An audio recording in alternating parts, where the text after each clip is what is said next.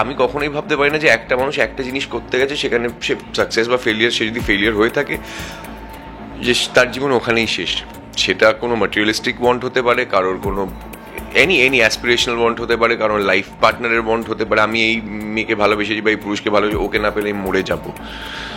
কেন মরবি? মানে ডিপ্রেশন অলওয়েজ এক্সিস্টেড, মানে বাট ইন্ডিয়াতে আমরা যে যুগের, মানে 90s যারা বাচ্চা ছিল, যারা 90s বাচ্চা হিসেবে কাটিয়েছে, টাচ হচ্ছে আমি আজকে কোনো এই ইন্ডাস্ট্রিতে কিছু করতে পারলাম না আগামী 5 বছরে গিয়ে, আমার ডিপ্রেশন হবে না। তখন আমি ডিপ্রেশনে চলে যাচ্ছি। আজকে পাড়ায় 10 জনের সাথে আমি মিশি না, আমি খেলাধুলা করি না। আজকে আমি যদি নাই খেলি, আজকে বা আমি আউটডোর এনি অ্যাক্টিভিটিতে, আমার তো সেখানে আন্ডারস্ট্যান্ডিং হবে না। আজকে আগামী যুগের বা এই যুগের যারা বাচ্চারা আছে, তাদের মানসিক অবস্থা, the mental health is a big problem. তাদের অ্যাটিটিউড ইজ আ প্রবলেম, তাদের ওয়ান্টস আ প্রবলেম। একটু চেঞ্জ হবে, কারণ যে হারে সুইসাইড বেড়েছে কম বয়সী ছেলেমেয়েদের মধ্যে, it is concerning, extremely concerning fact. কারণ আমি যে সময় জাম্পটা নিই লাইফের, আমি খুব একটা সেটেল জোনে ছিলাম। আমি খুব সুন্দর চাকরির মধ্যে, কলকাতা বাইরে প্লেসড আউট, বাবা মায়ের স্বপ্ন পূরণ করছি, MBA করেছে ছেলে, কর্পোরেটে কাজ করে। অ্যান্ড ওইখান থেকে অনেকে আমাকে বলেছিল যে ডিসাইড, মানে ভেবে চিনতে নিস, এই না ওই না, মানে কোনো কিছু নিয়ে আমি খুব টেনশন নিই না। আমি কোনোদিন ভাবিনি যে আমি সেটা নিয়ে বিশাল বড় কেউ তারকা হয়ে যাব। আমার ইচ্ছা হচ্ছে, আমি সেটা করছি। আজকে দিনও দাঁড়িয়ে আজকে আমার কাছে প্রজেক্ট আছে, আমি সেটা মন দিয়ে পাঠ করি, চেষ্টা করি সেটাকে মন দিয়ে করার। আগামী দিনে থাকলে সেটাও করবো, না থাকলে I definitely figure out something else. কারণ এটা এতই একটা আনব্যালেন্স, মানে there is no surety, right, এই লাইনের। প্রথমত আমি বলবো সবাইকে, আপনারা যারা আমাকে টেক্সট করেন বা যারা মানে টাইম আউট নিয়ে আমাকে মেসেজ করে আমার অভিনয় ভালো লেগেছে বা আমাকে স্ক্রিনে দেখতে ভালো লাগছে, ফ্যান পেজ যারা চালায়, তারা অজস্র ফ্যান পেজে এভরিডে এডিট করে, মিউজিক দেয়, কোন শটটা ভালো লাগছে না ভালো লাগছে সেই নিয়ে স্টোরিজ দেয়। তো আই মেক শিওর যে আমি অন্তত প্রত্যেকের যারা যারা আমাকে মেনশন করে স্টোরিতে, আমি একটা দিনের টাইম আছে যখন আমি বসে সবারটা যে মেনশন করেছে তারটা মেনশন ব্যাক করি। মানে মোহনাকে আমি আর কি বলবো, মোহনাকে আমি গার্জেন বলতে গেলে হয়তো, মোহনার অনসেট গার্জেন। মোহনা এমনিতে তো মানুষের, Mohona is a very sweet girl, very nice girl, humble মেয়ে।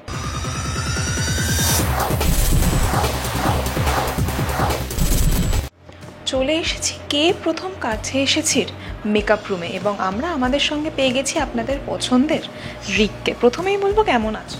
ভালো আছি, তুমি কেমন আছো? আর কিরকমভাবে চলছে শুটিং? 2 মাসেই তো বেশ ভালো রেসপন্স পাচ্ছ। রাইট, শুটিং তো শুটিংয়ের মতো, মানে রেসপন্স ভালো পাচ্ছি, আমাদের খাটনিটাও বাড়ছে সে তুলনায়। আর গল্প যেই পেসে এগোচ্ছে সেটা তো জনগণ দেখতেই পাচ্ছে। আমাদের কি, আমরা সোম থেকে রবি শুটিং করি, আবার ব্যাক টু মানে বেসিক্যালি অনেক দিন ছিল যেখানে আমরা ছুটি পাইনি 1-1.5 মাস টানা। এখন একটু প্রেশারটা কমেছে, তো সানডেজ ছুটি পাই। বাকি এপিসোডের মধ্যে আমরা তো সকালে আসি, সকালে শুরু হয়, রাত্রি 10টায় আবার ফেরত। আজকে আমার রাত্রি 12টা অব্দি শুটিং আছে। এই যেমনভাবে চলে শুটিং চলছে। আর এগুলো তো এনজয়ও করা হয় নিশ্চয়ই। হ্যাঁ, ডেফিনেটলি এনজয় না করলে 14-15 ঘন্টা বা 16 ঘন্টা তুমি কি করে সাস্টেন করবে? তোমাকে তো কাজটা এনজয় করতে হবে। কখন বলবো না সবসময় যে খুব এনজয় করছি তা না, মাঝে মাঝে একটু কেউ স্ট্রেসফুল হয়, মানে কখনো প্রেশার পড়ে যে হয়তো রয়েছি, শরীর দিচ্ছে না, কিন্তু করতে হবে। কিন্তু এটাই তো চুজ করে নেবেছি, তো এখানে তো কোনো মানে এক্সকিউজ চলবে না। চেষ্টা করি যতটা সিনটাকে ভালোভাবে করার। গতকাল যেমন একটা সিন ছিল যেটা আপনারা আগামী দিনে দেখতে পাবেন, তো বমটমের মধ্যে দিয়ে আমরা যাচ্ছি, তো খুব ধকল পড়েছিল। মানে আমি মোহনা তো ঠিক আছি, রাধিকা ওইটুকার মেয়েও ছিল সিনটাতে। সারাদিন প্রায় আমরা 10 ঘন্টা ধরে সকাল থেকে আউটডোর করছিল। মানে আমরা 9টায় ক্যামেরা রোল হয়েছে, আমাদের প্রায় 7টায় আউটডোরটা প্যাক আপ হয়েছে। তো কালকে সবার খুব অবস্থা খুবই শোচনীয় ছিল, ক্লান্ত ছিল। তারপরে এসে আমরা ইনডোরে আমরা সিন করেছি। বাট মানে তোমাদের পাশাপাশিও মানে খুদেটাও মানে একইভাবে সমানভাবে আর কি কাজ চালিয়ে যায়। হ্যাঁ, খুদের বিশাল এনার্জি। খুদে রিসেন্টলি, এখন আগামীকাল খুদের জন্মদিন, তো খুদে মোটামুটি সকাল থেকে আসে করে। আর একবার বুঝতে পারি ওরও তো একটা ফিজিক্যাল স্ট্রেস যায়, ওইটুকুরা বাচ্চা, 4 বছরের বাচ্চা, সারাদিন ওরকম। তখন একটা টাইমের পর থেকে কখন প্যাক আপ হবে, কখন আমাকে ছাড়বে। বাট ও আমাদের বিশাল এন্টারটেনমেন্ট প্যাকেজ, মানে ও থাকলে আমাদের পুরো ইউনিট একসাথে, মানে ওকে নিয়ে আমাদের টাইম কেটে যায়। কিন্তু ওর প্রতি সত্যি ধকলটা অনেকটাই যায়।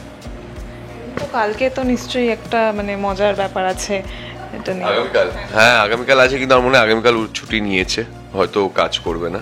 তো I think on Monday will celebrate. আমরা ইউজুয়ালি সবার জন্মদিনটাই সেলিব্রেট করি। আমরা রিসেন্টলি মৌসুমীদির জন্মদিন ছিল, তার আগে মল্লিকাদির জন্মদিন ছিল। তো এত বড় একজন স্টারের জন্মদিন আগামীকাল, তার জন্মদিন সেলিব্রেট না করলে হয়? তো সে যদি কালকে আসে, কালকে তো ডেফিনেটলি করবো। আর মানডে থাকলে কি হয়, যেমন মানডে, ওয়েডনেসডে, ফ্রাইডে আমার পরিবার পুরোটা থাকে, তো মানে গ্রুপটা অনেকটা বেড়ে যায়। নাহলে আমি, মোহনা, হয়তো জিৎ বা মানে অফিস স্টাফ এরকম থাকে। So hoping that Monday we will তো ডেফিনেটলি সেলিব্রেট ওর জন্মদিনটাকে। একদমই, এবং মানে খুব সাংঘাতিকভাবেই মানে দিনের পর দিন সফলতা পাচ্ছে এই ধারাবাহিকটা। তো তুমি কি কি প্রতিক্রিয়া পেয়েছো বা তুমি কি কি রেসপন্স পেয়েছো নিজেদের ফ্যানদের থেকে? আমি বলতে গেলে মানে ইনস্টাগ্রাম অ্যাকাউন্টটায় তো ইউজুয়ালি যেটা মোড অফ কন্ট্যাক্ট, তো ইনস্টাগ্রামে আমি মানে কি বলবো, মানে এবার অনেক, প্রথমত আমি বলবো সবাইকে, আপনারা যারা আমাকে টেক্সট করেন বা যারা মানে টাইম আউট নিয়ে আমাকে মেসেজ করে আমার অভিনয় ভালো লেগেছে বা আমাকে স্ক্রিনে দেখতে ভালো লাগছে, তাদের আমাকে ভালো লাগছে, এই কমেন্টগুলো যে করেন, এরা তো বিশাল বড় প্রাপ্য। কারণ তারা সময় নিয়ে মনে করে যে আমি তাকে জানাচ্ছি, তো which is I think I am grateful যে ওনারা আমাকে জানান। ভালো লাগে আপনাদের কাছ থেকে মেসেজ পেতে, কারণ আমরাও চেষ্টা করি যতটা মন দিয়ে ট্রুথফুলি আপনাদের কাছে অনেস্টি দিয়ে কাজটা প্রেজেন্ট করার। এইভাবে সাপোর্ট করে যান আপনারা, যেভাবে সাপোর্ট করে যাচ্ছেন। প্রতিদিন ফ্যান পেজ যারা চালায়, তারা অজস্র ফ্যান পেজে এভরিডে এডিট করে, মিউজিক দেয়, কোন শটটা ভাল লাগছে না ভাল লাগছে সেই নিয়ে স্টোরিজ দেয়। তো আই মেক শিওর যে আমি অন্তত প্রত্যেকের যারা যারা আমাকে মেনশন করে স্টোরিতে, আমি একটা দিনের টাইম আছে যখন আমি বসে সবারটা যে মেনশন করেছে তারটা মেনশন ব্যাক করি, কারণ তারা আমার জন্য খাটছে, তাদের তো নিজস্ব পাওনা কিছু নেই। তো সেখানে ওইটুকু অ্যাপ্রিসিয়েশন তো আমি দেখাতেই পারি। আর কি মানে, হ্যাঁ, ফিমেল ফলোয়িং অনেকে অনেক মেসেজ করেন, অনেকে আপনাদের অনেককে কথা হয় না, অবভিয়াসলি সবার মেসেজ ওইভাবে দেখার সময় পাই না, কিন্তু যতটা পারি আমি অনেকের সাথে ইন্টারাক্ট করার চেষ্টা করি। তো ভালোই লাগে, মানে খারাপ তো লাগার কিছু নেই। রিক যেরকম সিরিয়াস একটা চরিত্র, তো সায়নও কি ওরকমই? না না না, সায়ন একেবারেই ঋগদেবের মতো নয়। সায়ন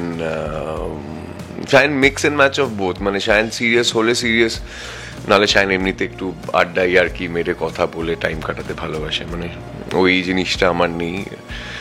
এতজন ইউনিটে কাজ করি, সবার সাথে মিলেমিশে কাজ না করি বা এ না করি, তো সেটা কেমন একটা হয়ে যায় না। আর আমি ওটা পারি না, ওটা ন্যাচারালি আমার পার্সোনালিটি ট্রেট নয়। তো আমার সাথে মোটামুটি সবার সাথেই বিশাল, মানে আমি সকালে ঢুকি যখন সবাইয়ের সাথে দেখা করে, বিকেলে মানে ইউনিটে যতজন আছে। তো আই থিঙ্ক হ্যাঁ, ঋগদেব যেমন মানুষ ভালো আর সবার সাথে মিলেমিশে থাকে, নিয়ে করে, বাট সিরিয়াস একটু। আমি সব বিষয়ে সিরিয়াস নেই, সব বিষয়ে একেবারে সিরিয়াস নেই। লাইফ নিয়ে অনেকদিন আনসিরিয়াস ছিলাম, ওই জন্যে আই টুক মানে অনেক স্পিয়ার্স অফ লাইফ কাটিয়ে আমি ফাইনালি এখানে এসেছি। জীবনে আমি কোনোদিন খুব টেনশন বা প্রেশার নিইনি। মানে it was never that I fell যে, ফার্স্ট যখন ছোটো ছিলাম অত ডেপথ ছিল না, বুঝতে পারতাম না কিছুই, সব কিছু সারফেস লেভেলে ছুঁয়ে চলে যেতাম। পরবর্তীকালে বয়স হওয়ার পরে একটু বুঝতে পারি তখন, বাট কোনোদিনই কোনো কিছু নিয়ে আমি প্যানিক সিচুয়েশনটা আমার খুব কম হয়েছে, মানে অ্যাংজাইটি অ্যাটাক বা প্যানিক সিচুয়েশন খুবই কম হয়েছে। দুটো জিনিস, মানে একটা ভালো, অবভিয়াসলি তার খারাপও থাকবে ভালো থাকবে। আমার অনেক বন্ধু বান্ধব আছে আমার সমবয়সী যারা, তারা অনেকে সেটেল লাইফে, which is good in their ways. আমি যেখানে দাঁড়িয়ে আমি সেখানে কোনো অসুখী নই। হয়তো আমার জার্নি বা গ্রোথটা অনেক বেশি ডাইভার্স ফিল্ড ঘুরে এসেছি, লাইফের এক্সপিরিয়েন্স সেই জন্য অনেক বেশি কালেক্ট করেছি। আমি ঠিক আছে, মানে যখন যাচ্ছি I know if I am going I will do it, something or the other I will get to do it. মানে এরকম হবে না যে কী হবে, যাবো এই জাম্পটা নেবো। কারণ আমি যে সময় এই জাম্পটা নিই লাইফের, আমি খুব একটা সেটেল জোনে ছিলাম। আমি একটা খুব সুন্দর চাকরির মধ্যে কলকাতার বাইরে প্লেসড আউট, বাবা মায়ের স্বপ্ন পূরণ করছি, MBA করেছে ছেলে, কর্পোরেটে কাজ করে। আর ওইখান থেকে অনেকে আমাকে বলেছিল যে ডিসাইড, মানে ভেবে চিন্তে নিস, এই না ওই না। তো আই সেড না, ঠিক আছে, I want to pursue this, I will pursue it. আমি কোনোদিন ভাবিনি যে আমি সেটা নিয়ে বিশাল বড় কেউ তারকা হয়ে যাব। আমার ইচ্ছা আছে, আমি সেটা করছি। আজকে দিনও দাঁড়িয়ে আজকে আমার কাছে প্রজেক্ট আছে, আমি সেটার মন দিয়ে পাঠ করি, চেষ্টা করি সেটাকে মন দিয়ে করার। আগামী দিনে থাকলে সেটাও করবো, না থাকলে I definitely figure out something else. কারণ এটা এতই একটা আনব্যালেন্স, মানে there is no surety right এই লাইনের। তা আমি সেই নিয়ে অত মাথা ঘামাই না, মানে কোনো কিছু নিয়ে আমি খুব টেনশন নিতে দিই না। মানে ইনফ্যাক্ট ফ্যামিলিতেও কিছু হলে দে কাম টু মি, বিকজ আমি জানি বাড়িতে সবাই বয়স্ক বা বাবা মারা, তাদের তো এখন এমনি প্যালপিটেশন হয়, আমাদের বাবা মাদের যা ছোটো ছোটো কথাতে। তো যতটা পারি আমি হ্যান্ডেল করি ওটাকে। হ্যাঁ বা ওরকমই, মানে আনসিরিয়াস বলবো না, আই অ্যাম সিরিয়াস। লাইক এই কাজ নিয়ে, আমার এই প্রফেশনে আমি ডেফিনেটলি ভেরি সিরিয়াস। যখন আমি কাজে তখন আমি কাজে, আমার যখন সিন আছে তখন আমার সিন, মানে আশেপাশে কে আছে না আছে কি বলছে আমাকে কেউ নাড়াতে পারবে না। ইউজুয়ালি অ্যাপার্ট ফ্রম দ্যাট সবার সাথে হই হুল্লোড় আর কি ফাজলামি আড্ডা, একটু ঘুরতে যাওয়া, বাইরে তো আর হয় না, এখানে সবার সাথে মিলেমিশে ওই সব। এখনকার জেনারেশনে তো সবাই একটা মানে এই টেনশন, স্ট্রাগল বা একটা মানে এই যে তুমি বললে ডিপ্রেশনের যে ব্যাপারটা, কিন্তু তার মধ্যে থেকে তুমি অনেকটা মানে পজিটিভ। হ্যাঁ, আমি তো এই জেনারেশনে নই, আমি তো একটু আগের জেনারেশন, মানে আমাদের জেনারেশন হচ্ছে লাস্ট জেনারেশন যারা হয়তো মাঠে ঘাটে খেলেছে, যারা হয়তো পাড়ায় খুব ইনভলভ ছিল খেলাধুলা নিয়ে।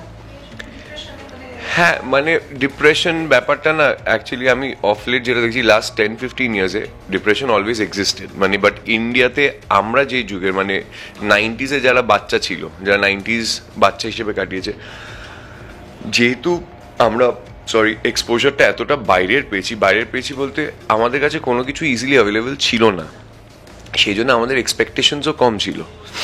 হেন্স আজকে যদি আমি কিছু জিনিস অ্যাচিভ না করতে পারি, টাচ হচ্ছে আমি আজকে কোনো এই ইন্ডাস্ট্রিতে কিছু করতে পারলাম না আগামী 5 বছরে গিয়ে, আমার ডিপ্রেশন হবে না। আমার মানসিকতা আমি সেটাকে সুইচ করে আমি আর অন্য কোথাও অলরেডি, মানে আমি যদি বুঝতে পারছি যে আমার হচ্ছে না সাপোজ, তো আমি তাহলে ডেফিনেটলি আই ট্রাই। আমার তো জীবনেতে শেষ হবে না, আমাদের জীবন কাটাতে হবে, জীবনটা ভালোভাবেই কাটাতে হবে, সুখে শান্তিতে কাটাতে হবে। তা আমি কখনোই ভাবতে পারি না যে একটা মানুষ একটা জিনিস করতে গেছে, সেখানে সে সাকসেস বা ফেলিয়ার, সে যদি ফেলিয়ার হয়ে থাকে যে তার জীবন ওখানেই শেষ। সেটা কোনো ম্যাটেরিয়ালিস্টিক বন্ড হতে পারে, কারোর কোনো এনি অ্যাসপিরেশনাল বন্ড হতে পারে, কারণ লাইফ পার্টনারের বন্ড হতে পারে। আমি এই মেয়েকে ভালোবেসেছি বা এই পুরুষকে ভালোবেসে, ওকে না পেলে আমি মরে যাব। কেন মরবি? মানে ঠিক আছে, ভালোবাসার জায়গা, বাট টাইম হিলস এভরিথিং। আজকের যেটা প্রবলেম হচ্ছে পোস্ট 2000 আইসি, যারা 2000-এর পরের যারা মানে সন্তানরা যারা জন্মেছে, কিডস, তাদের এতটাই একটা অন্য জগতের সাথে, মানে everything is at their fit. ওদের কোনো কিছুতেই ম্যাসিভ কোনো রিচ বা অ্যাপ্রুভ করা, ম্যাসিভ কোনো অ্যাকোয়ারিং স্কিলস, মানে আজকে আমার সময় যখন ফোন ছিল, বাড়িতে ল্যান্ডলাইন ছিল, বন্ধুর সাথে কথা মানে আমার একটা স্পেসিফাইড টাইম ছিল যখন ফোন আসতো।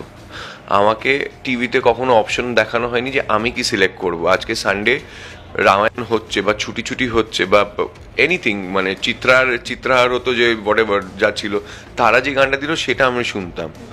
আমরা তো নিজেরা সিলেক্ট করে কোনোদিন অপশন পাইনি। এখন আমার অপশনে যখন সব কিছু হচ্ছে, যেই আমার অপশনটা কাট আউট হয়ে যাচ্ছে, তখন আমি ডিপ্রেশনে চলে যাচ্ছি। আজকে পাড়ায় 10 জনের সাথে আমি মিশি না, আমি খেলাধুলা করি না। আজকে আমি যদি নাই খেলি, আজকে বা আমি আউটডোর এনি অ্যাক্টিভিটিতে, আমার তো সেখানে আন্ডারস্ট্যান্ডিং হবে না। আজকে তোমার সাথে আমি একটা খেলা খেলছি বা গেম খেলছি, তুমি আমাকে একটা পার্ট দিলে যেখানে আমি তোমাকে বললাম ঠিক আছে তুমি করো, আমি অ্যাডজাস্ট করলাম, এই অ্যাডজাস্টিং ক্যাপাবিলিটিটা কেটে এবং man to man, human to human ইন্টারাকশনটা খুব কমে গেছে। আজকে জগৎটা আমার, শুধু আমি, আমাদের জগৎ আর নেই। এবার আমাদের জগৎ যখন থাকবে না, হতে পারে তারা অনেক বেশি ম্যাচিওর হচ্ছে ইন টার্মস অফ, আমি দেখি তারা অনেক আগে টাকা কামাতে শুরু করে, তারা অনেক আগে রেকগনিশন পেয়ে যায়, তারা 20 বছর 18 বছর গাড়ি কিনে ফেলেছে। আমি তো 18 বছর বয়সে কী করছি আমি নিজে জানি না। ক্লাস 12 দিয়ে বেরিয়েছি আমি তখন, খোলা সান্ড, কলেজে ঢুকেছি, মজার জীবন। But at the same time I know আজকে যদি এটা সেটব্যাক হয় কারোর জীবনে, এরা কিন্তু খুব একটা তাদের রিকভার করতে পারবে না, যেটা আজকে আমাদের জন্য খুব ইজিয়ার হয়তো। I am not sing very easy, but at least আমি জানি 4টে অপশন যেখানে আমি ওটাতে বেরিয়ে আসতে পারবো। তো ইটস আ বিগ কনসার্ন, যেদিকে আমাদের পৃথিবী যেভাবে এগোচ্ছে, ডেফিনেটলি সেটা তো আমরা মানে আজকের যুগ না, মানে সেটা কোটি কোটি বছরের হিউম্যান রেস যেভাবে এগিয়ে এসছে, সেপিয়েন্সরা সেইভাবে আমরা একটা সোসাইটি তৈরি করেছি। কিন্তু আগামী যুগের বা এই যুগের যারা বাচ্চারা আছে, তাদের মানসিক অবস্থা, the mental health is a big problem. তাদের অ্যাটিটিউড ইজ আ প্রবলেম, তাদের ওয়ান্টস আ প্রবলেম। একটা 18-20 বছর বাচ্চা like I want a lavish life, I am like আরে বাট করবিটা কি সেটা তো বল। আমার বড় গাড়ি চাই, বড় হয়েছে, অনেক টাকা চাই। হ্যাঁ, টাকা কামাবি ঠিক আছে, বাট টাকাটা কামাবি কি দিয়ে, মানে পদ্ধতিটা কি? তুই চুরি চামারি করবি না। এই পুরো মানে ইনফরমেশন অ্যাট ইয়োর গ্রাস্প খুব পজিটিভ জিনিস, as well as I think এইটা কোথাও গিয়ে মা বাবাদের একটা মডারেশনে সন্তানদের জন্য আনা উচিত। ডেফিনেটলি সোসাইটি এগোচ্ছে কনভিনিয়েন্সের দিকে, ইজিয়ার অ্যাক্সেসিবিলিটির দিকে, কিন্তু আপনার সন্তানের কতটা আপনার মানে অ্যাক্সেস দেওয়া উচিত, সেইটা মা বাবাকে মডারেট করতে হবে। কারণ অবভিয়াসলি স্কুলে গেলে তাদের বন্ধু বান্ধবরা সেটা করছে, কিন্তু একটা ছেলে বা মেয়ে সেখানে বাড়িতে যদি তাকে ট্রেন করানো হয় যে না তুই এইটুকু সময়ের জন্য কর, বা এইটা কারণটা, তাহলে অটোমেটিকলি আই থিঙ্ক একটু চেঞ্জ হবে। কারণ যে হারে সুইসাইড বেড়েছে কম বয়সী ছেলেমেয়েদের মধ্যে, ইট ইস কনসার্নিং, এক্সট্রিমলি কনসার্নিং ফ্যাক্ট। জানি না, বাট হ্যাঁ অনেক কিছু বলে ফেললাম। একদমই। এবং তুমি কি হতে চাইতে অ্যাক্টর না হলে? সারা জীবন খেলোয়াড় হতে চেয়েছিলাম আমি। 16-17 বছর বয়স অবধি টানা খেলেছি, ক্রিকেট খেলেছি অবভিয়াসলি, ভারতবর্ষে জন্মেছি তো ক্রিকেটই ফার্স্টে খেলবো। ডিভিশনস খেলার পরে তারপর বাবা ক্লাস 12 আমি বম্বে থেকে ফিরে আমার জন্ডিস হয়েছিল, তো বাবা বলছিল এরকম খেলা খেলতে হবে না। আমি বাবার কথা শুনে ভালো মেনে নিয়েছিলাম। তারপর খুব অনেক বছর বাবাকে দোষারোপ করেছিলাম যে আমার এই হ্যান ত্যান। দেন আই রিয়েলাইজ আমিও তো ওরকম নই যে বিশাল প্যাশনেট ছিলাম, তাই পালিয়ে যেতাম বাড়ির ছেড়ে, গিয়ে খেলতাম, করিনি তো সেটা, তো বাবাকে দোষ দিয়ে লাভ কি। তারপর কলেজে ফুটবল খেলি, খেলতে খেলতে মানে কর্পোরেট খেলি, কিন্তু আমার বাঁ হাঁটু 2 বার ছেড়ে, ACL 2 বার সার্জারি করেছি। খেলোয়াড় ছাড়া আমি জীবনে কোনোদিন কিছু হতে চাইনি। মানে I was into a lot of sports. খেলাটা ন্যাচারালি আমার কাছে ছিল, খেলাটা চলে যাওয়ার পরে একটা ভয়েড তৈরি হয়, যেখান থেকে আমি এইটাকে সিলেক্ট করি। মানে আমি খুব একটা সিলেক্ট করার মতো মানুষ নই। আমার খুব হিংসা হয় যারা জানে জন্মে কি করতে হবে। অনেকে হয় আমি ডাক্তার হবো, ইঞ্জিনিয়ার হবো, প্রথম ভালোবাসাকে বিয়ে করে ফেললো, মানে এরা খুব শর্ট লাইফ, এদের ঠাকুর আলাদা করে পাঠায়। আমি ঠিক তার রাবণের মানে অসুরের তৈরি জিনিস, তো ওই জিনিসটা আমার মধ্যে ছিল না। So I didn't know what to do after I left sports. অবশ্যই পড়াশোনা তো করতেই হবে, ভালো চাকরি করেছি, কিন্তু আমি কোথাও হ্যাপি ছিলাম না। দেন আই রিয়েলাইজড কতদিন আর এইভাবে নিজেকে দোষারোপ করবো, আনহ্যাপি একটা স্টেটে থাকবো। So then I started doing something, কি আমি যদি সিলেক্ট না করতে পারি, লেট মি এলিমিনেট। আমার মাথায় যদি 10টা আইডিয়া থাকে, আমি এটাও পারবো, ওটাও পারবো, রাবণের মতো 10খানা জিনিস পারবো, আমি হয়তো আলটিমেটলি গিয়ে দেখলাম ভাবছি অনেক কিছু করার সময় সেটা ভালো লাগছে না। So then I started trying things. হলো না, ভায়োলিন শিখলাম, 4 মাস শিখলাম, দেখলাম না ভালো লাগছে না, ঠিক আছে, ভায়োলিন ওয়েন্ট আউট। তারপর একটা দুটো আরও স্টেন করেছিলাম যেটা আমার জানার ইচ্ছা ছিল, কলেজে হয়নি। Then I picked up theatre. মানে থিয়েটার, যখন অভিনয়ের জগতে আসি, অভিনয় আমাকে নিজেকে চিনাতে এতটাই সাহায্য করেছে, ওইখান থেকে ভালোবাসাটা জন্মায়। এবং মোহনা তো অনেক ভালো ভালো কথা বললো তোমার ব্যাপারে, তো তুমি কি বলবে?